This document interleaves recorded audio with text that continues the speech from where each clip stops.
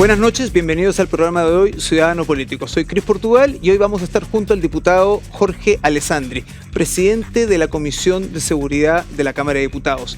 Temas importantes, mucho que comentar, el tema de las fundaciones, el tema de las inundaciones, el tema de la ley Naín Retamal y sobre todo el de las usurpaciones. Quédense con nosotros en Ciudadano Político. Hola Jorge, ¿cómo estás? Buenas noches. Gracias por acompañarnos hoy miércoles en Ciudadano Político. Muchas gracias, Cris, por la invitación y por este tremendo programa. Bien. Bueno, a las personas que nos ven en casa, estamos junto al diputado Jorge Alessandri, diputado desde el 2018, presidente de la Comisión de Seguridad de la Cámara, del partido UDI. Ex concejal por Santiago, ese es un dato importante, porque habla de una vocación por la política desde mucho tiempo atrás. A los 28 años concejal. Concejal. Abogado de la Universidad de los Andes, ex bombero y alguacil de Carabineros. Sí, bombero actual, no ex. Ah, bombero actual. Es bombero, no ex bombero. Ah, ¿eres bombero actual? Sí. ¿En qué bomba estás? En la tercera compañía de Ñuñoa. Bien. Tuve mucho tiempo en la primera compañía de Algarrobo, desde los 15 años, y después cuando ya se me hacía difícil por el trabajo moverme a la quinta región, me cambié a la tercera compañía de Ñuñoa. Oye, y una pregunta, entonces, ante una emergencia, ¿cabe la posibilidad que un vecino vea que el bombero se saca el casco y está el diputado Jorge Alessandri? Siempre en la maleta del auto, la chaqueta, el buzo, los bototos y el casco. Listo ante el llamado. Así es. Mira, buen dato, ese dato no lo sabía. Jorge, vamos directo a la política. Tenemos mucho material, el gobierno definitivamente nos está dando material semana a semana y las demandas y preocupaciones de la ciudadanía van creciendo y creciendo. Tú eres presidente de la Comisión de Seguridad en la Cámara. ¿Cómo ha sido el trato con la oposición, que tienen posiciones tan ideologizadas, tan opuestas a las que hoy la ciudadanía demanda y a las que tu sector político defiende? Bueno, ¿cómo ha sido el trato con ellos? Evidentemente ha ido cambiando un poco. Hace 2 años era muy difícil conversar. En pleno estallido social me tocó ser diputado también. Muy intransigente, muy de aquí pasamos máquina, muy de vamos a aprovechar el momento para arrasar con todo porque la ola está hacia nuestras ideas. Y hoy día que las cosas han cambiado, evidentemente la relación también ha cambiado. Hemos podido aprobar leyes muy importantes como la ley Naín Retamal, que reconoce algo tan simple a un carabinero como que él está ahí porque nosotros lo hemos puesto ahí a defender, a prevenir. Si tiene un chaleco antibalas de tal grosor es porque el Estado le entrega ese y no uno mejor. Si anda en un auto sin blindaje es porque el Estado permite aquello. Y ha costado avanzar, pero ha costado también ponerse metas claras. Por eso que yo le agradezco mucho al presidente del Senado, al senador Coloma, que en el fondo toma una pega que es del gobierno. Coloma agarra todas las leyes en materia de seguridad, las pone en un Excel y dice, estas las vamos a aprobar en 30 días, esta en 60, esta en 90. Pone metas, porque a este gobierno, por Dios que le falta poner metas en todos los asuntos. La diferencia entre un sueño y un proyecto es ponerle una fecha. Si tú dices, voy a arreglar el techo de la casa, pero nunca dices, lo voy a arreglar antes del 18 de septiembre, eso queda solamente en palabras. Y al gobierno le pasa mucho eso. Hubo una reunión entre el presidente del Congreso, Vlado Mirosevic, el presidente del Senado, sí, Coloma, y donde te entiendo que también el gobierno participó en algunas reuniones donde le iban a dar urgencia y marcaron calendarios para una serie de leyes en materia de seguridad, proyectos de ley en ese minuto. ¿En qué está eso? Porque vemos que son pocas las que han... 31 proyectos de ley, y de hecho ahora estamos cumpliendo la segunda meta o plazo que era de 75 días. Hay proyectos que el gobierno no ha ingresado. Uno dice, pucha, tienen 94.000 nuevos funcionarios públicos. ¿Cómo no va a haber 3 de 94.000 que le peguen a la redacción de proyectos de ley? Después hay otros que venían de gobiernos anteriores, que eran mociones parlamentarias, que no le han puesto urgencia. La ley de usurpaciones, por ejemplo, que es tan importante no solo para la Araucanía, para todo el país, la estamos poniendo en tabla nosotros como presidente de la comisión, pero no ha recibido urgencia del gobierno. Por lo tanto, estamos atrasados en el fast track. El fast track se podría decir hoy día que es un slow track y podría ser un track sin movimiento si fuera solo por el Ejecutivo. Claro, entiendo que hay algunas que dependen netamente del legislativo y otras que son de iniciativa del ejecutivo. Hay 3 que son ley de las 31. Sí. Ya son ley. Antisicariato, delitos económicos, en fin. Pero hay muchísimas otras. La ley de inteligencia. La izquierda se opuso en la legislatura pasada a avanzar en la ley de inteligencia. Nunca la pusieron en tabla. El diputado Brito, la entonces diputada Maya Fernández, hoy día ministra de Defensa. Y por Dios que nos ha faltado inteligencia, nuestras policías que tuvieran las herramientas, poder infiltrar las escuchas telefónicas. Pero bueno, todas esas leyes que votaron en contra, que las hemos enumerado tantas veces, la ley de robo de madera, la ley Juan Barrio, la ley Naín Retamal, hoy día el gobierno cuando hace un recuento de sus logros, pone en la ley Naín Retamal, cuando se opusieron tenazmente. Ahora vamos a la ley Naín Retamal. Jorge, y el ministro Elizalde, que está en el medio entre el Ejecutivo y el Legislativo, cuando tú me dices solamente 3 son ley y si fuese por el Ejecutivo esto no avanzaría. ¿Qué dice Elizalde? Bueno, Elizalde tiene mucha experiencia parlamentaria. Sí, entiendo que por eso lo deben haber electo en el cargo. Viene del Senado, sí. Viene dentro de las 2 almas del gobierno, es del socialismo democrático. Siempre ha estado dispuesto a conversar, lo que yo agradezco. Incluso logramos que fuera el otro día a la Comisión de Seguridad para la ley de usurpaciones y nos sentamos a revisar artículo por artículo para ver lo que ellos dicen que provocaría autotutela, que cada uno se va a comprar una metralleta y va a ir a defender su predio, su terreno, y nosotros creemos que es una herramienta necesaria para las policías. Hemos logrado bastantes avances con él. Con Carolina Toá también ha ido a la comisión, es más difícil porque Interior tiene más tareas, pero cuando no va al Ejecutivo, la comisión avanza igual. Vamos a las usurpaciones, que ya las hemos mencionado un par de veces. Expliquemos a las personas que nos están viendo que este es un fenómeno que se está dando en todo Chile, que las tomas se están dando, hay una gigante en San Antonio, hay otras gigantes en el norte, y comentábamos fuera de cámaras un caso, un edificio en La Cisterna, me parece. Claro. Estas tomas están también controladas por el mundo narco.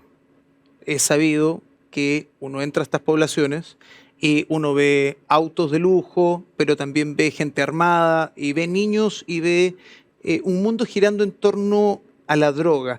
Estas tomas además han aumentado exponencialmente en Chile. Sí. ¿Qué pasa con los chilenos que están esperando en la fila por casas, por subsidios, etcétera, etcétera? Y llega esta gente, tomas y además narcotomas. ¿Qué va a hacer el gobierno? ¿Qué va a hacer el Poder Legislativo? Efectivamente tenemos por un lado un déficit de 600.000 casas en Chile. Ahí hay gente que está en la fila hace mucho tiempo, comités de vivienda que llevan 10 años esperando. También 1,5 millones de migrantes que no teníamos hace 10 años, por lo tanto la presión por un hogar aumenta. Pero personas que entran a una toma, a un campamento, muchas veces que está articulado por alguien relacionado al crimen organizado, que les cobra por un espacio para poner su media agua, luego les cobra por colgarse a la luz, servicio que es dado por un municipio, luego les cobra por el agua potable y finalmente el líder de esa toma hace o diseña un negocio millonario. Lo que intenta cambiar la ley de usurpación es que hoy día es una multa. No te vas preso por tomarte un terreno, una casa, un edificio. Entonces, nosotros queremos cambiar que tenga pena de cárcel. Lo segundo que logra es que hoy día para desalojar tu terreno, tu parcela, tu predio, tienes que llamar a carabineros hasta 12 horas desde que entraron a tu predio. O sea, podrían haber entrado, tú no haberte enterado y obviamente se pasaron mucho más de las 12 horas. Y muchas veces en el sur uno no tiene dominio visual de todo el terreno porque son terrenos más grandes. 12 horas después. Nosotros cambiamos en la ley de usurpación y decimos la flagrancia es permanente, porque el delito es permanente. Mientras tengan una bandera, una bodega, una construcción, están atentando. Si entraron por la puerta o entraron por arriba de un cerco, a mí me parece que la usurpación es siempre violenta. Cambiamos de multa a cárcel. La flagrancia de 12 horas la dejamos en permanente. Y finalmente la ley de la legítima defensa privilegiada, esa que te permite disparar si alguien entra a tu dormitorio en tu casa o si alguien trepa la muralla para entrar a tu establecimiento de comercio, a un mini mercado. La ley de usurpaciones te permite defenderte no solo en la casa, sino que en cualquier parte del predio. Bien, entonces, Esta ley, como está planteada, hay que decir que de partida ya fue aprobada en el Senado. Hoy está en la Cámara de Diputados, donde tú presides la Comisión de Seguridad. Votamos el artículo 1 ya, que era muy importante, que el gobierno quería derribar, y vamos a seguir con lo siguiente y esperamos tenerla despachada a sala en 2 semanas. Tan luego como 2 semanas. Vamos a ponerle todo el tiempo que sea necesario. Yo tengo la facultad como presidente de la comisión de hacer una cosa que se llama citar hasta total despacho, hasta que termine la tramitación de la ley. Dentro de la comisión. Y eso puede ser hasta las 5 de la mañana. O sea, una vez tú sabes cuándo inicias, pero no sabes cuándo terminas. Por lo tanto, podemos hacer eso, tenemos esa herramienta y la vamos a usar. Y una vez que pasa a la Cámara, sabiendo que el gobierno no es partidario de esta ley, sobre todo como está planteada, ¿cómo van a hacer para que el gobierno o le ponga urgencia o el presidente de la Cámara le ponga en tabla? No en tabla, porque sabemos que primero pasan todas las urgencias y si no llega a votarse no se vota. Vamos a tener que hablar con el que esté presidiendo la Cámara de Diputados el 15 de julio, por ahí. Vlado Milosevic termina su periodo el 4 de julio y entrega a una nueva mesa. Con el que sea electo en esa nueva mesa, que yo creo que no va a ser del Frente Amplio ni del Partido Comunista, habrá que hablar con ese presidente o presidenta de la Cámara y pedirle que lo ponga en tabla. Y decir que estas leyes, como usurpaciones, tienen apoyo de la exconcertación también. Tienen apoyo de diputados de la DC o ex-DC como Andrés Joanet. Tienen apoyo en algunas de sus partes de diputados del PS y del PPD. Por lo tanto, no es una cosa de Chile Vamos o de la derecha. Es de todos. Acá se me desprenden 2 preguntas. El sueño de Carol Cariola, de la diputada Cariola, de ser presidenta de la Cámara, tú lo ves como un sueño lejano. Sí, todos los diputados tienen el derecho de aspirar a presidir la Cámara, pero no creo que están dadas las condiciones en este momento para que la diputada comunista que tú mencionas pueda presidir la Cámara. Bien. Por otro lado, volviendo al tema de usurpaciones y las tomas. Entiendo que tal como está planteada y como tú lo has descrito, los chilenos vamos a tener mucho más herramientas para defender nuestras casas, los predios, propiedades, si es que hay una toma. Totalmente. ¿Por qué al gobierno no le gusta cómo está planteada la ley? El gobierno ha planteado que las dos cosas juntas, flagrancia permanente, que están de acuerdo con esa, después de un tira y afloja largo, están de acuerdo con la flagrancia permanente, que tú puedas llamar a la policía 1, 2, 3 semanas después, sumado a las reglas de la legítima defensa privilegiada para todo el predio, que tú puedas defenderte siempre, traería la autotutela. Que cualquiera pudiera juntarse con los vecinos y decir, agarremos a escopetazo al que se instaló ahí, y el ejemplo que te pone el gobierno es unos pobres cabros haciendo un camping en el verano, van a entrar a un predio sin cerco, sin saber que es propiedad privada, van a instalar su carpa y les va a disparar un grupo de autodefensa armado hasta los dientes. Es el ejemplo que te pone el Ministerio del Interior. Pero es una fantasía. Catastrófico. Yo hablo, por ejemplo, de las 100 hectáreas que están tomadas en San Antonio, que a raíz de una denuncia que se recibió acá en Radio Agricultura, yo tomé conocimiento más del caso porque me interesó mucho. Los vecinos de San Antonio tuvieron una baja en el voltaje, en la tensión, y el transformador en un minuto dejó de funcionar, el transformador eléctrico de la compañía abastecedora de luz. Y era porque la toma era tan grande que, y se había colgado ilegalmente de la luz, había hecho que esto pasara justamente, que bajara la tensión y que dejara el transformador. ¿Cómo puede ser esto? ¿Cómo puede ser que ellos operen, tengan luz, tengan agua, tengan una vida? Entiendo que hay casas que tienen hasta losa, o sea, sí, las tomas que hemos visto en el norte. Las que hemos visto en el norte, y hoy no pasa absolutamente nada. Existiendo esta ley, ¿a estas personas se les podría desalojar? Totalmente. Y primero, yo le diría al gobierno, aquí no hay autotutela, lo que va a hacer todos los propietarios va a ser llamar a la fuerza pública. Entonces vamos a tener que reforzar a los carabineros en regiones como el Biobío, como la Araucanía, porque van a recibir llamados de 500 predios que van a decir venga y desalójeme. Y eso vamos a tener que programarlo bien, vamos a tener que establecerlo con bulldozer muchas veces, con el uso de la fuerza, pero nosotros no podemos degradar la propiedad privada. Y si tú escuchas la justificación de algunos diputados del Frente Amplio, del PC, te dicen que sacar a la gente de un campamento, de una toma ilegal, es criminalizar la pobreza porque necesitan casa. Ya, pero eso es ideología pura. Nosotros no podemos relativizar eso. Hay un ministerio que se llama Ministerio de Vivienda, que tiene que hacer casas para esas personas y ponerles requisitos de postulación. Ese ministerio, por lo que hemos sabido últimamente, se está gastando las lucas en transferirle a fundaciones cercanas al gobierno 400 millones de pesos para que pongan baldes con arena en los campamentos. Se están robando la plata. Y a ese ministerio, dirigido hoy día por Carlos Montes, hay que ir a pedirle que haga casas. Se comprometieron a 260.000 en 4 años. Ahora dicen que está difícil, que no han podido empezar las obras, que licitar no les gusta, quieren que el Estado las construya, en fin. Están complicados con la fecha, pero yo estoy en la Comisión de Seguridad. Yo no dirijo la Comisión de Vivienda. Y la Comisión de Seguridad va a proteger la propiedad privada y va a usar la fuerza pública para desalojar, para que el ciudadano no tenga que tomar por sus propias manos la defensa de su terreno. Jorge, en tu opinión, ¿esta medida y esta ley tiene el apoyo ciudadano suficiente? Absolutamente. ¿Sí? Basta ver las manifestaciones en las calles cada vez que alguien me lo menciona, o en las redes sociales, o las cartas que recibimos de coordinadoras de agricultores que se han puesto de acuerdo en regiones como la Araucanía y el Biobío, y esta apariencia de títulos de merced, apariencia de temas mapuche, usan al final la causa mapuche para robo de madera, para tomar un predio y cobrar, o para que el Estado se los termine comprando al dueño y entregando a las comunidades. Hemos repartido desde el año 90 miles de hectáreas, desde Patricio Elwin hasta ahora.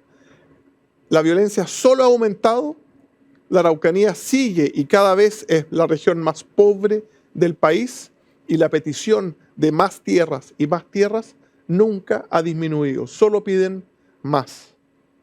Sí, y por lo que entiendo, la cantidad de plata y la cantidad de tierra se va terminando, porque...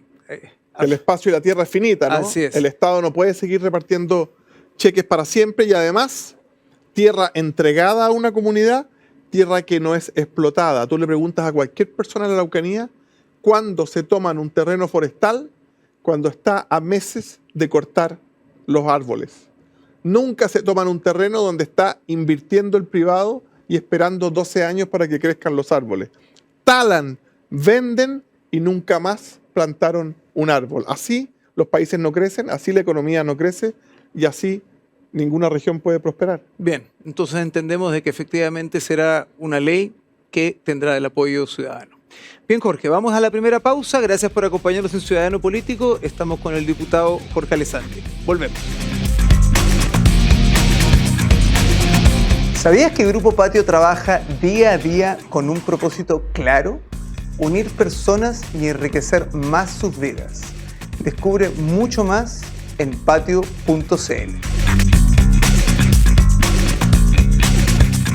Estamos de regreso junto al diputado Jorge Alessandri. Jorge, volvemos a comentar un tema que tocamos en el bloque anterior, que es la ley Nain Retamal. Tú, como presidente de la Comisión de Seguridad en el Congreso, en la Cámara de Diputados, te tocó vivir este episodio de cerca. Este era un proyecto que se fusionó entre varios proyectos y que venía durmiendo el sueño de los justos y venía esperando en la Cámara someterse a votación, y que algún día fuese puesto en tabla, tuviese urgencia y se aprobase. Tuvimos el lamentable asesinato de varios carabineros en muy corto tiempo. Así es. La población salió, yo tendría que decir, esto no lo había visto yo en mucho tiempo, la población salió enardecida, estaban indignados, dando muestras de apoyo a carabineros, además una institución que hoy tiene el 80% de aprobación y que las personas del actual gobierno trataron de echarse abajo y de refundarle y todo el tema, pero después de estos asesinatos, el gobierno se dio un poquito en la fuerza de tener que ponerle urgencia y de aprobarla. Tuvimos un partido comunista que trató de, amenazó por llevarla al Tribunal Constitucional, y tuvimos un presidente que se apuró en firmarla y promulgarla. ¿Cómo fue vivir para ti este proceso de la ley Nain Retamal y qué contacto has tenido tú con las personas que se puedan haber beneficiado de esta ley Nain Retamal? Primero, decirle a la sociedad civil, a las personas, a su familia, a los familiares de carabineros, que la presión que ellos hacen desde la calle, desde las redes sociales, mueve montañas, mueve voluntades en el Congreso, cambia opiniones de parlamentarios. Una cosa que es muy común en otros países, que escríbele a tu diputado, aquí pasa poco. Si tú le escribes a tu diputado por redes sociales, por mail, vas concientizando a tus vecinos para que lo hagan, se logran cambios. Y eso lo vimos en la ley Naín Retamal. Estaba la ley Naín, por una parte, que hacía pequeños cambios en la sentencia, que fue avanzando legislativamente, y Retamal, la ley Retamal, que hacía los cambios grandes, era taponeada por el gobierno de Frentón.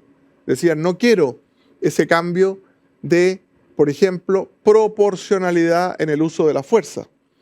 Nosotros teníamos una ley tan extraña en Chile que el carabinero que se defendía tenía las mismas reglas que una persona que la asaltan en su casa. Que básicamente si te pegan con un bate de béisbol, tú te podías defender con un bate de béisbol. Proporcionalidad de la fuerza. Nosotros pensamos que cuando el carabinero representa al Estado de Derecho, te representa a ti, a mí, a todos los ciudadanos, tiene que aplicar más fuerza que la que tiene el delincuente o el antisocial contra él. Si no, no lo logra. Tiene que aplicar, porque siempre son menos, andan solos o de a dos, la racionalidad en el uso de la fuerza. Y eso es un tremendo cambio que lo sacamos del ejemplo de Canadá. Proporcionalidad por racionalidad.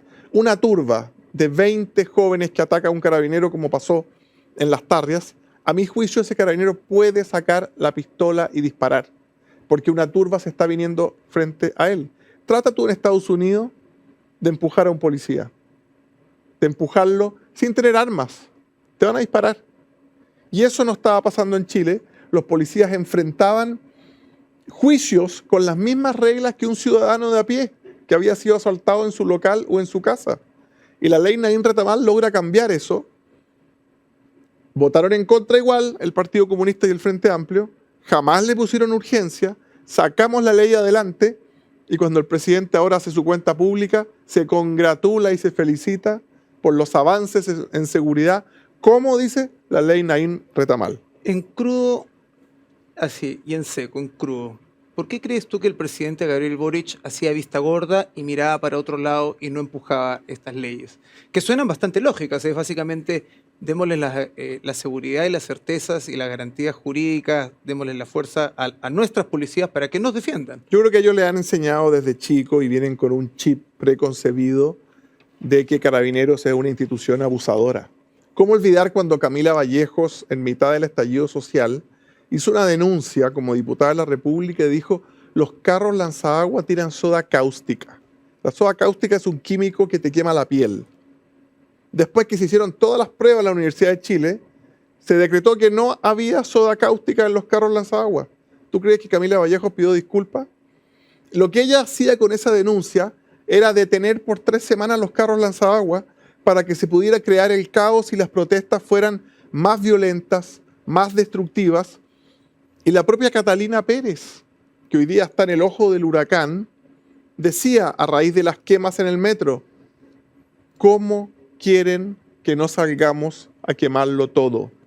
Ella, símbolo de estos jóvenes abusados por la sociedad cruel y capitalista. Pero uno empieza a escarbar un poquito y se da cuenta que muchos no han pagado el crédito universitario, que muchos fueron a colegios de élite, que muchos vivieron con sus padres hasta que fueron diputados. Entonces, niños vulnerables no han sido, más bien han aprovechado del Estado para todo lo que pueden sacar de él y van dejando de lado justamente a los que dicen proteger. Nosotros teníamos que estar fuertes en ese momento, cuando Carabineros no tenía el apoyo ciudadano, cuando habían logrado meter esa opinión negativa y de desconfianza de las policías. Era muy doloroso, yo tengo oficina en el centro, caminar por el centro y escuchar los grupos en el estallido social que cantaban una canción a las carabineras que estaban ahí resguardando la moneda. Puta, maraca, pero nunca paca. En su cara les decían eso las manifestantes a las carabineras. Yo les pediría que hoy día se disculparan, porque lo que hicieron fue degradar a una institución sin la cual Chile no existiría hoy día. Yo estoy seguro que se va a escribir de esto en 30 años más, del estallido social. Quien sostuvo la democracia en los peores momentos no fue el presidente que estaba en la moneda, no fuimos nosotros que estábamos en el Parlamento. Los que sostuvieron la democracia en la Alameda fueron los carabineros. Hombres y mujeres que nunca pensaron en bajar los brazos, Y hoy día, a propósito de las imágenes de las inundaciones, por suerte no refundaron Carabineros. Porque cuando se van los ministros, el punto de prensa y los Ceremi, ¿quién queda con las piernas metidas en el barro sacando familias y animales? Son nuestros Carabineros. Vimos en estas imágenes de este fin de semana a carabineros llevando, yo personalmente me tocó ver, a una carabinero llevando personas de lado a lado del semáforo al hombro. Efectivamente. Y eso es para aplaudir. Bueno, ahí está el 80% de aprobación que tiene hoy día la institución de carabineros y el 28% de aprobación que apenas tiene el gobierno de Gabriel Boric con menos de 2 años instaurado. Así que, y tiene un 65% de desaprobación. Eso es una cifra impactante. Me parece que en esta última medición ni siquiera está metido el caso al que vamos a ir ahora, que es el caso de las fundaciones. No alcanzó. No alcanzó a estar metido. Bien, vamos al caso de las fundaciones, Jorge. Tenemos... Es bastante escandaloso. Todo esto de partida implica a puras personas involucradas al Partido Revolución Democrática, que es un partido ligado al ministro Giorgio Jackson, ¿sí? Democracia Viva. Es una fundación en Antofagasta que ha recibido 426 millones de pesos, que entiendo que estuvo constituida pocos días antes de que este gobierno asumiera, ni siquiera tenía el giro correspondiente en Servicio de Impuestos Internos, aún así se adjudica en partes, para no pasar por Contraloría, me parece, se adjudica en partes un total de 426 millones de pesos. ¿Quién la maneja? Daniel Andrade. Daniel Andrade, pololo de la diputada Pérez, de la que conversamos hace unos minutos.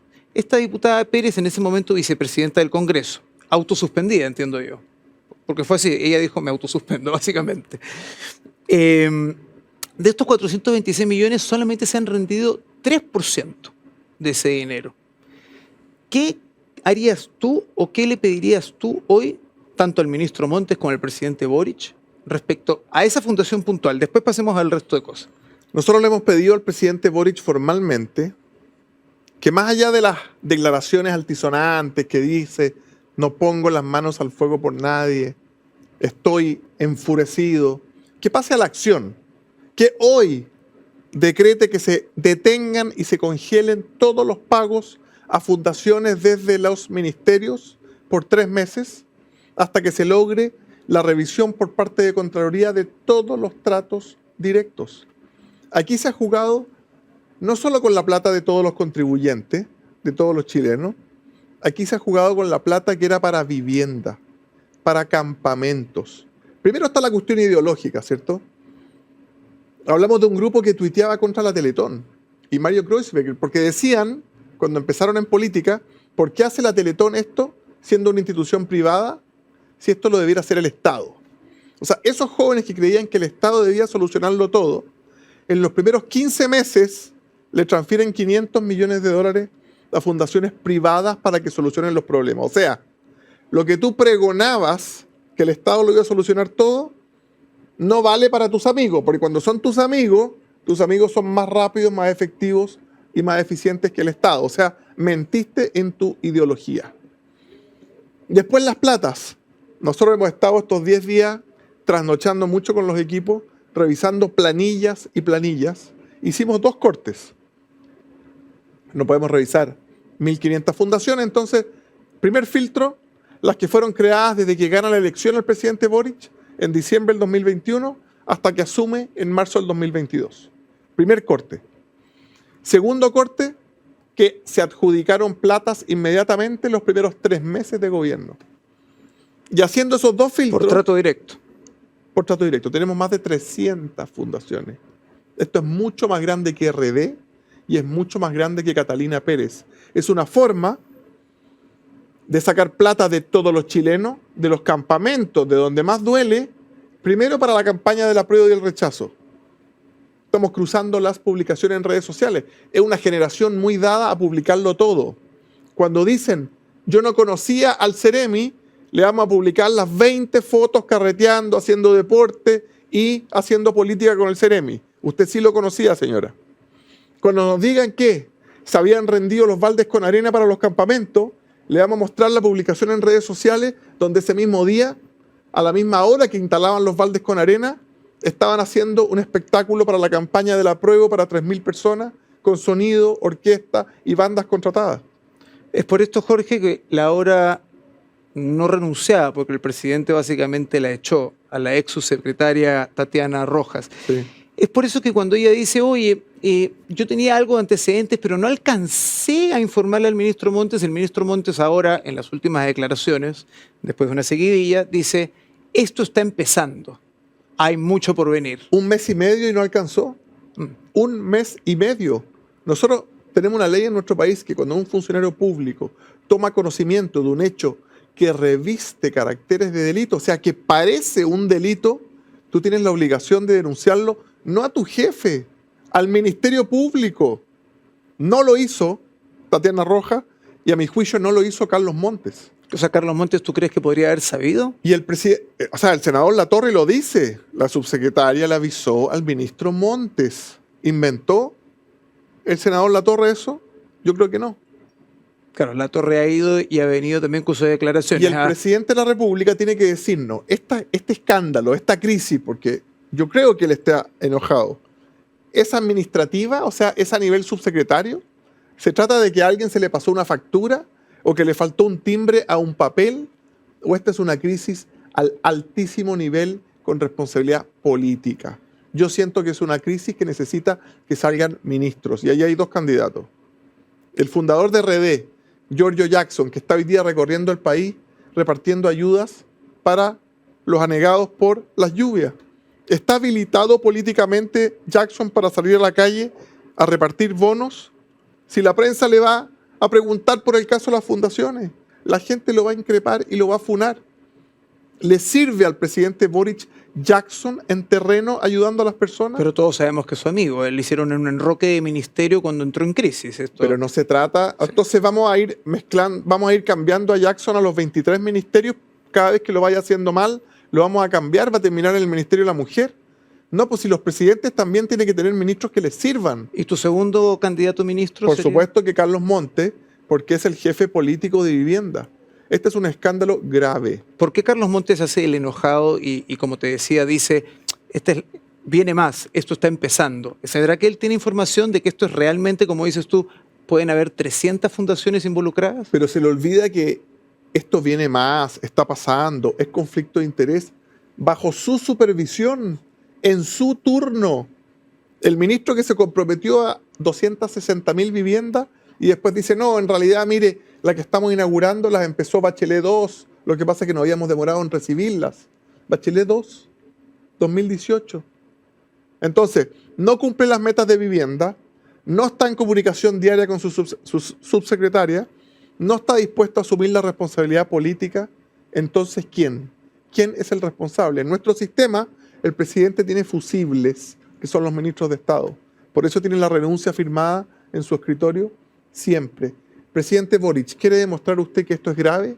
De la más alta gravedad de responsabilidad política, pídale la renuncia a Giorgio Jackson, el que orquesta este ingreso de RD al Estado, o al ministro Carlos Montes, que es el jefe del Ministerio de Vivienda, que menos ha construido viviendas en los últimos 10 años. Podríamos decir que este aparataje, donde RD, Revolución Democrática, partido del ministro Giorgio Jackson, ¿fue orquestado por el mismo ministro Jackson? ¿Esta cantidad de funcionarios? Al menos los círculos de poder los Sí. va armando él desde la universidad, los va preparando para trabajar. Y recordemos algo que nos dice Giorgio Jackson hace algunos años, que dice, nosotros traemos un estándar ético y moral diferente. No solo diferente a la derecha, diferente a la generación que nos antecedió, hablándole a José Miguel Insulza, al presidente Lago, a la exconcertación. Giorgio Jackson nos mira a todos, a Insulza, a la oposición, pero él se para sobre un pedestal y nos dice, hemos llegado a limpiar, a purificar, a transparentar la cloaca en que ustedes tienen convertida la política. ¿Y cuánto se demoran? 15 meses y estalla el escándalo de corrupción, a mi juicio, más grande en monto de la historia de Chile. Sí. Parece que en este gobierno nadie asume grandes responsabilidades políticas, porque todo el mundo como que esperan calmados a que la bala pase por al lado y si es que no le piden la renuncia, no renuncian. Por eso parece que las responsabilidades políticas no se asumen.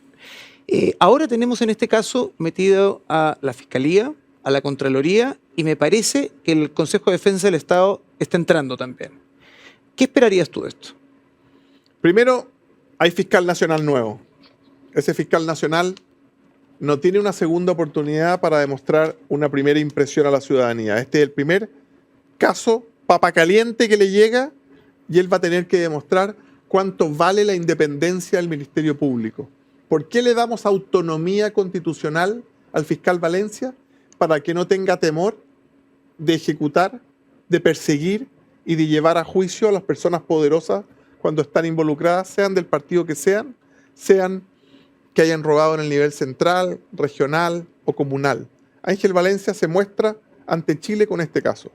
Después, por supuesto, que vamos a seguir en el CERVEL, porque hay plata, estoy seguro, por todo lo que he leído y he investigado, que fueron a parar actividades políticas proselitistas. Y eso está reglado en nuestro país y no se puede. Tercero, el Consejo de Defensa del Estado está ahí para defender que cada vez que alguien le mete la mano a platas del Estado, viene el Consejo de Defensa del Estado y te sanciona o te lleva a juicio. Todas las instituciones están a prueba y me quedo con las palabras del presidente Boric, de que está indignado, pero le pido que las lleve a acciones concretas. Por eso yo le pido, suspenda los pagos por 3 meses. ¿Cuántos pagos por trato directo han salido en estos 10 días en que hemos estado revisando Democracia Viva? ¿Cuántos cheques que debieron haber ido a vivienda o a familias vulnerables están yendo a los Andrade de Chile? ¿Ustedes en la labor fiscalizadora que tienen como Congreso tienen la facultad de pedir este informe, esta información? Así es. ¿Sí? Y están en obligación de dársela. Estamos pidiendo muchas cosas. Yo hoy día pedí, por ejemplo, la cantidad de funcionarios del Ministerio de Defensa que militan en RD. Al parecer, según versiones informales que nos han dado, el número es estrepitoso. La cantidad de militantes en un tema tan técnico como trabajar en el Ministerio de Defensa. Recuerden ustedes que el señor Andrade... Él también pasó por defensa. Era tan capo que trabajaba de día full time en defensa por un buen sueldo y en la noche, en sus tiempos libres, vía remota, manejaba una fundación en Antofagasta que estaba tan bien manejada que a 2 meses de ser creada, sin contar con el giro, se adjudicaba 426 millones. O sea, la eficiencia del señor Andrade es para recomendárselo a la NASA, que se vaya a hacer cargo del equipo de revisión de los planetas y del sistema lunar. Nunca había visto yo un funcionario público más eficiente. Y no hemos hablado todavía del curso de la beca que se ganó. Pero para cerrar este bloque, Jorge. Ah, perdón. Sí. Y Además, en la noche, además de dirigir vía remota la Fundación Antofagasta, estudiaba. Tipo 3:30 o 4:30 de la mañana, estudiaba un posgrado en la ANEPE, financiado por una beca del ministerio, saltándose la fila porque había más de 100 personas esperando esa Ministerio beca. de Defensa y 100% de la beca. 2 datos súper relevantes. Efectivamente. O sea, un genio por donde se le mire. Bien, Jorge, para pasar al siguiente bloque, última pregunta. ¿Esto podría ser el caso cabal del gobierno de Bachelet para el presidente Boric, si es que no lo puede manejar? ¿Podría ser un caso que lo arrastre durante todo el gobierno? Yo siento que es similar porque le pegan la línea de flotación a personas que cada vez que reconocen que no son los expertos en gestión, que quizás no van a llegar a las metas de creación de empleo, pero que son honestos. Están en curva de Que aprendizaje. la cosa buena que tienen es que son muy honestos, les pegan la línea de flotación, pero por lo que yo he leído estos últimos 8 o 9 días, es 100 veces más grande que cabal y es plata de todos los chilenos destinada a vivienda. Bien, Jorge, nos vamos a una pausa, seguimos con el diputado Jorge Alessandri. Volvemos. ¿Sabías que Grupo Patio trabaja día a día con un propósito claro? Unir personas y enriquecer más sus vidas. Descubre mucho más en patio.cl. Bien, estamos de regreso acá en Ciudadano Político junto al diputado Jorge Alessandri. Jorge, toquemos en este último bloque varios puntos de manera corta, ¿sí? Pacto fiscal, que es básicamente el nombre que les quieren poner ahora al planteamiento de reforma tributaria que ha sido rechazado por el gobierno. ¿Tú eres de la teoría que primero aprendan a gastar bien la plata y que no pasen estos escándalos como el de las fundaciones antes de que el gobierno se ponga a hablar de una nueva reforma tributaria? Por supuesto que sí, y además llevamos 3 gobiernos haciendo reformas tributarias. Chile no está captando inversión, no está mejorando la productividad. La mejor reforma tributaria que tú puedes hacer se llama crecimiento económico. Cada punto que crece el país son 700 millones de dólares de recaudación. Y la mejor reforma laboral que puedes hacer es el pleno empleo. Entonces dejemos de repartir cuando vamos a achicar la torta. Nosotros tenemos que agrandar la torta de la economía, a los informales empujarlos a la formalidad, y solo cuando demostremos que estamos gastando bien los dineros de los contribuyentes podamos pedir más. Y entender que los impuestos es algo que te da o no competitividad. Si estamos en la minería, competimos contra el Perú, contra Australia, contra Bolivia y cobramos más impuestos que ellos, no vamos a tener inversión minera. El capital ataca huyendo. ¿Y cómo se explica que tengamos un ministro de Hacienda, Marcel, que hace menos de 48 horas da estas declaraciones y dice, no todo es crecimiento? ¿Cómo se explica Yo le esto? recordaría a Mario Marcel las declaraciones del presidente Lago, del cual él fue director de presupuesto. Sin crecimiento, el resto es música. Nos recordaba Ricardo Lagos Escobar, porque entendió, a pesar de ser socialista, una vez que administró el Estado, que había que hacer crecer la recaudación incentivando nuevos negocios. Si tú incentivas a las personas a que todos van a ser empleados y no emprendedores, finalmente la economía no crece y terminas recaudando menos. Esto se ha vuelto el caballito de batalla un poco del gobierno. O sea, cada vez que le piden algo a los ministros ahora, sobre todo estos días que han estado en terreno por las inundaciones, en una de las grabaciones que hicieron los periodistas, se oyó al ministro Jackson justamente decir, no, es que no hay reforma tributaria, o cuando salga la reforma tributaria, y cuando dan entrevistas y todo está sujeto a la reforma tributaria. La pensión garantizada universal, el CAE, todo parece que es plata infinita y les va a durar para siempre. Yo le diría al ministro Jackson que sus amigos de Revolución Democrática devuelvan la plata, partiendo por los 426 millones del señor Andrade, de Catalina Pérez, y vamos construyendo de inmediato casas con esa plata, centros de salud familiar con esa plata, cambiándole techumbre a escuelas con esa plata, y después empiecen a pensar en las personas que pagan impuestos, que lo hacen con mucho esfuerzo, y que hace rato que las grandes empresas, que son los grandes contribuyentes, se están estableciendo fuera del país. Mira tú Cencosud con su base en Londres, ¿cómo no va a ser triste que una empresa chilena que había conquistado Latinoamérica se va y no vuelve? ¿Es posible hacer reasignaciones presupuestarias? Por supuesto que sí. Tenemos un estudio de Ignacio Briones que demuestra todos los planes gubernamentales que están mal evaluados, que la plata no llega al beneficiario final o que la plata se gasta en burocracia o administración del programa.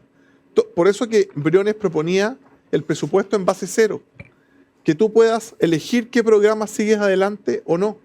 Porque si tú cargas con lo que aprobó el Congreso en el año anterior y cada presidente carga con lo del presidente anterior, al final la holgura fiscal que te va quedando es muy pequeña y nunca vas a poder llegar a las expectativas de lo que la gente espera. Claro, el gasto quedaría pernado para siempre, por decirlo de alguna manera. Así es en nuestro país hoy día. Sí, Jorge, pasemos a otro tema de esta semana, que yo creo que a raíz de los escándalos de las fundaciones y a raíz de los desastres naturales ha pasado un poco inadvertido o no ha tenido el suficiente debate, que es esta comisión contra la desinformación que se hizo mediante decreto, que la ministra Camila Vallejos tan orgullosamente habla y que siempre ha impulsado, porque siempre ha estado en la cabeza de ellos. Recordemos que cuando fueron candidatos para la presidencial, cuando impulsaron el apruebo, cuando impulsaron su proyecto de constitución, la primera convención, siempre hablaban de una especie de control de medios. Inclusive, más atrevidamente repartieron hace no tanto una guía para cómo, justamente esto fue para el segundo rechazo, una guía de cómo tratar los temas mapuches, etcétera, etcétera. Una vez más, un poco del control de medios, control de información. Esto fue ahora, y lo que básicamente crea es una comisión asesora que astutamente depende del Ministerio de Ciencias, como para darle un poquito de aura... Para que pase piola. Científica, claro. No. Podrían haber hecho un Ministerio de Control de Información, pero no lo hicieron. Está este consejo asesor que está hecho en teoría para asesorar a la ministra Camila Vallejos, a la CEGEGOP, para no sabemos qué, porque no sabemos qué es lo que podría venir después. ¿Qué van a hacer ustedes como partido o qué van a hacer ustedes como congresistas frente a esto? Esto es de la máxima gravedad. Esto de que lo tiñen de oveja, sabemos que en el fondo están abriendo la puerta a un control, a una censura previa. En nuestro país existe responsabilidad ex post. Si tú dices algo que era mentira, ofendes injustamente, existe el delito de injurias y calumnias, puedo ir a tribunales, puedo cobrar altas multas. Pero lo que están haciendo acá es lo que hacen los gobiernos totalitarios, es lo que ha hecho Cuba, es lo que ha hecho Nicaragua, es lo que ha hecho la República Popular China. Y así parten, así empiezan. Controlar los medios a través de un ministerio chiquitito, por decreto para saltarme al Congreso. ¿Pero se puede por decreto?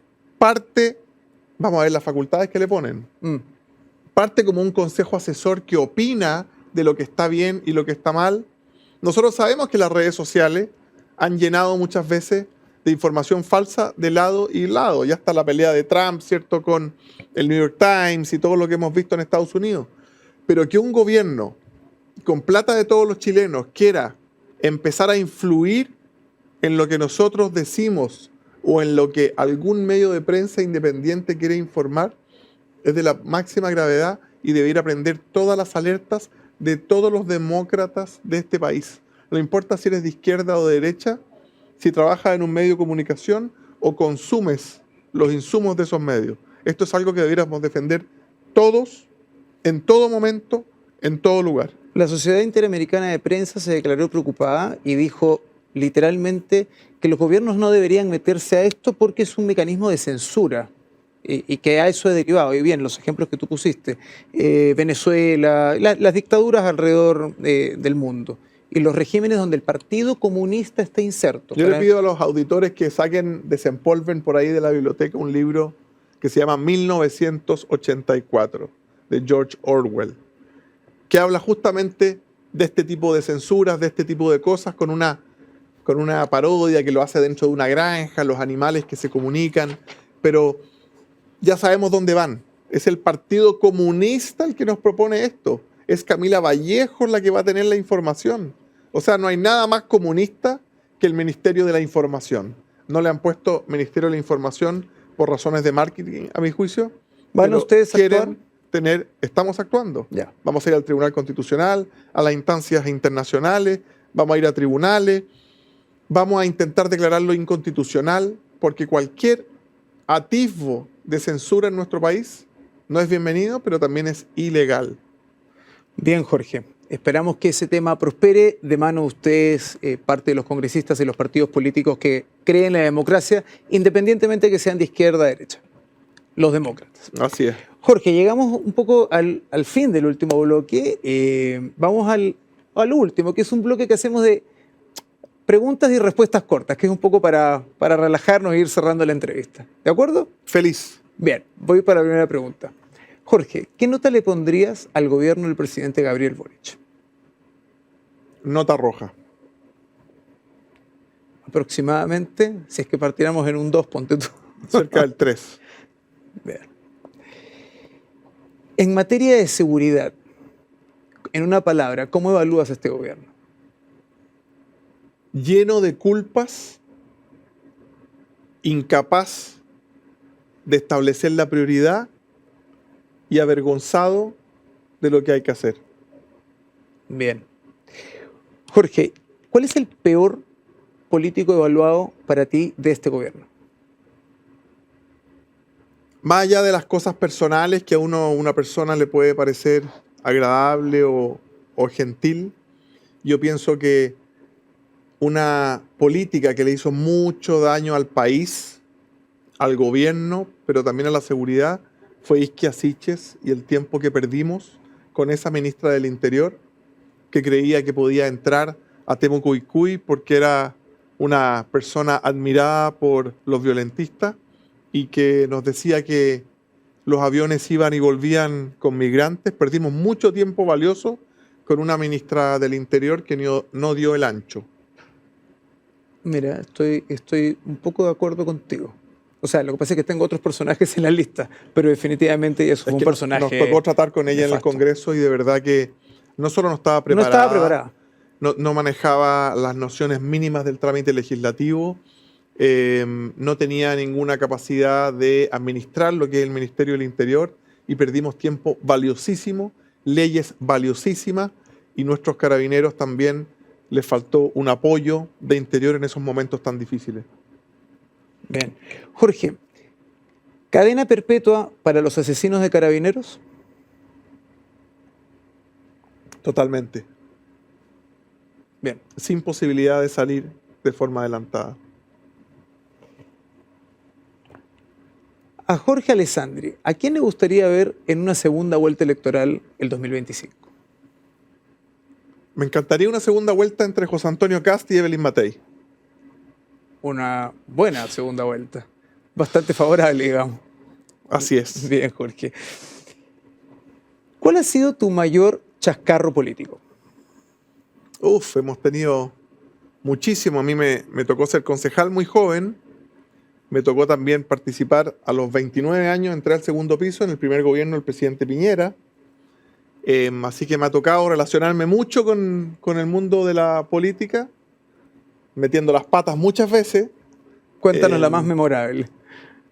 Bueno, justamente en Perú, una vez estábamos esperando una reunión con Alan García, que era el presidente de esa época, y generalmente en las mañanas hacíamos deporte con el presidente Piñera, antes de las reuniones. Y yo cometí un pequeño error que fue no cambiar la hora, no ajustarla a la hora del Perú. Y salimos a trotar con toda calma alrededor de un hotel que se llama El Country, en Lima. Y cuando llegamos, Alan García llevaba 20 minutos esperando y me llegó un reto muy grande del presidente Piñera. Y por supuesto que Perú lo tomó como una afrenta y tuvimos que solucionarlo. Y por supuesto que el presidente Piñera se sentó a la reunión con ropa deportiva para no seguir alargando la agonía y no crear un conflicto internacional. Eso es un buen chascarro. Nunca más dejé de cambiar la hora. Inmediatamente cuando llego a un país, aterrizo, le pregunto a la azafata en qué hora es y la cambio de inmediato. Bien. Yo tengo otro que quiero que me cuentes un poco. Sé que alguna vez, estando cercano al presidente Piñera, contestaste el teléfono del presidente y una persona que se identificó como Juan Carlos pedía hablar con Sebastián. Efectivamente, cuando ocurrió el rescate de los mineros, fueron como 10 o 15 días donde todos los líderes internacionales empezaron a llamar al presidente Piñera para felicitarlo por el rescate de los mineros. Y eso ocurría en los traslados, ocurría al celular mío, que andaba con él, al celular de él. Y un día, efectivamente, yendo a Valparaíso en el auto presidencial, pasan un llamado, muchas veces contestaba yo. La secretaria había mandado un mail avisando quién nos iba a llamar. Por supuesto que en la distracción del momento no habíamos leído ese mail. Contesto yo y una voz ronca con algún acento extranjero me dice: hola, con el presidente Piñera. ¿Con quién hablo? Le digo yo: Juan Carlos.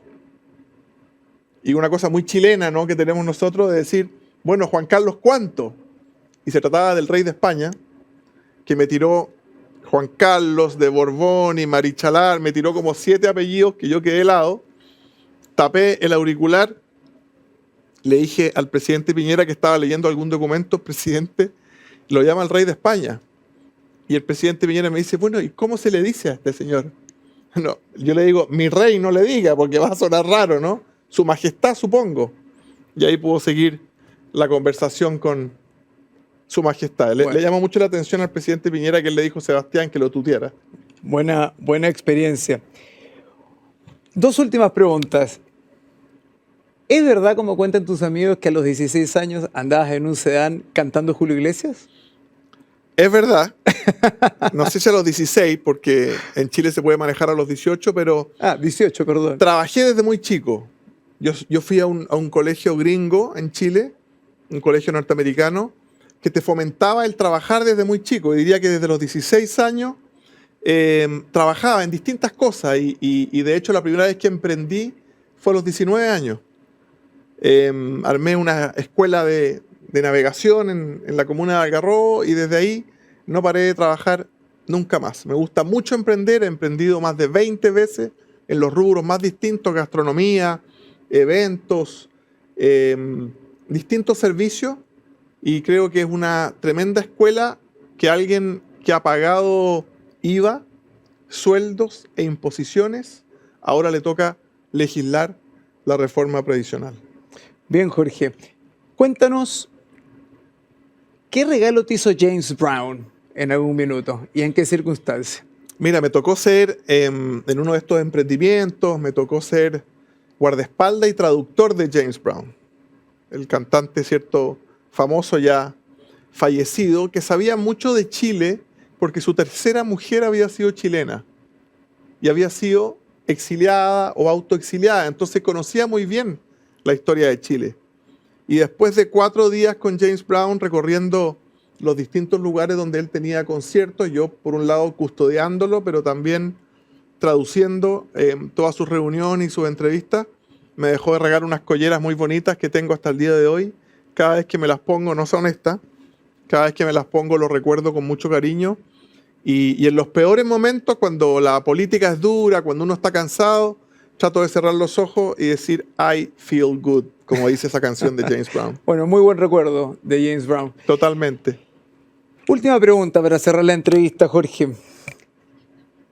¿Qué próximo puesto te gustaría alcanzar en tu carrera política? Vamos a ver, me quedan 2 años como diputado, he trabajado en municipios, en el gobierno central. Las alcaldías siempre he creído que son un tremendo desafío. Mi hermano Felipe fue alcalde de Santiago y me encanta ser diputado también, me encanta recorrer el distrito, me encanta estar con las personas y también dar la lucha ideológica por la libertad en Valparaíso. Más que pedir un cargo, yo diría disponible para el desafío que nos ponga la vida. Soy padre de 3 hijos pequeños, uno de 5, una de 3 y uno de 9 meses. Así que hay un gran trabajo ahí de apoyar. Mi señora también trabaja, también es una profesional altamente exigida. Por lo tanto, son conversadas estas decisiones. La hemos hablado muchas veces. Trabajar en Valparaíso a 120 kilómetros de la casa no es fácil. Llegar en la noche cuando los niños están durmiendo no es fácil. Uno se pierde cosas muy importantes. Así que te puedo decir que la decisión va a ser conversada en familia. Te puedo decir que me encanta contribuir en política, pero que también me gusta mucho emprender, empezar nuevas empresas, dar empleo, hacer andar la economía. Me gusta también esa beta más comercial. Bien, Jorge. Hemos llegado al fin de la entrevista. Muchas gracias por habernos acompañado hoy en Ciudadano Político, por haberte dado el tiempo. Sabemos que tu agenda es bastante ocupada. Muchas gracias, Cris, y siempre un honor venir a este programa y que lo había visto muchas veces y nunca pensé que iba a estar sentado aquí. Esperamos tenerte de vuelta muy pronto. Feliz. Bien, muchas gracias por habernos acompañado hoy en Ciudadano Político. Recuerden vernos todos los miércoles a las 10 de la noche a través del canal de YouTube Agricultura TV, a través de agricultura.cl y del canal 182 de Zapping. Gracias por acompañarnos, Cris Portugal. Nos vemos el próximo miércoles.